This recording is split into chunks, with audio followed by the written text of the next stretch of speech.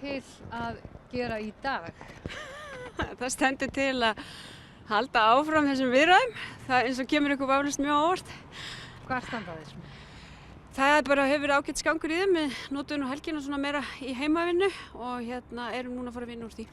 Er ykkur ágreiningsmál sem eru ókláruð áður en að þið getið skrifað inn í málnámssamning? Við erum auðvitað ekki búin að lenda öllum málum, það liggur alveg fyrir. Þannig að við erum að fara að vinna í því í dag og á morgun. Hvaða mál eru þetta helst sem á eftir að klára? Ég held að sko, það sé nú engin ástæð til að fara út í það fyrir en í raun og veru við erum komið með einhverja niðurstöðu eða lendingu í málunum. Það liggur auðvitað fyrirfram að hér eru 3 ólíkir flokkar og það eru mörg mál sem þarf að finna lendingi, þannig að við erum bara að vinna okkur í gegnum það. Hvað áætlir þið langa og þið ykkur langan tíma?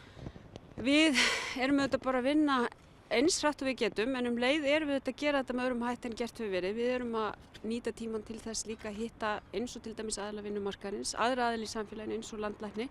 Við erum eftir að hitta fleiri slíka, þannig að við erum að gefa okkur ákveðinn tíma til þess að vanda okkur. Þannig að þetta verður bara að taka þann tíma sem það þarf.